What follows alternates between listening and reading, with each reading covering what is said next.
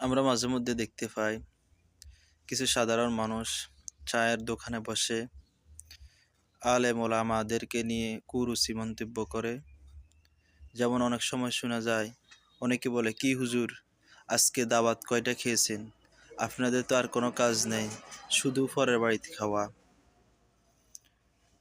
এই কথাগুলো অত্যন্ত দুঃখজনক।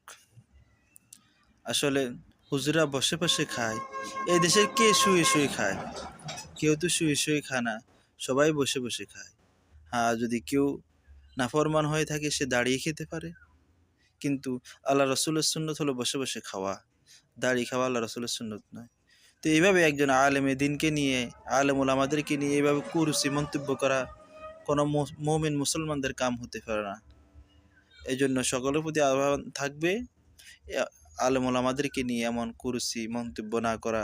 প্রায় সময় দেখা যায় এটা একেবারে ফাইজলামি মনে হয়। যে কি, একজন আলেমকে দেখলে, মাদ্রাসার ছাত্রদেরকে দেখলে অনেকের গায়ে অ্যালার্জি শুরু হয়ে যায়। ওই দেখো মোল্লার দল যাইতেছে, এই ফ্রি খাওয়ার জন্য যাইতেছে, মাগনা খাওয়ার জন্য যাইতেছে, হুজুরা শুধু পরের বাড়িতেই খায়, এই শব্দগুলো ব্যবহার করে। আরে ভাই, হুজুর তো আপনার বাড়িতে গিয়ে খুঁজি খাইতেছে না, আপনি আপনার প্রয়োজনে খাইতেছেন, অথবা যে খাওয়াইতেছে সে একজন আলেমকে, আলেমে দিনকে মোহাব্বত করে, কোরআনকে মোহাব্বত করে, রাসূল করিম সাল্লাল্লাহু আলাইহি সাল্লামকে মোহাব্বত করে বিদায় একজন রাসূলের উত্তরাধিকারী, রাসূলের ওয়ারিসকে, আল্লাহর বান্দাদেরকে খাওয়াইতেছে সওয়াবের নিয়তে।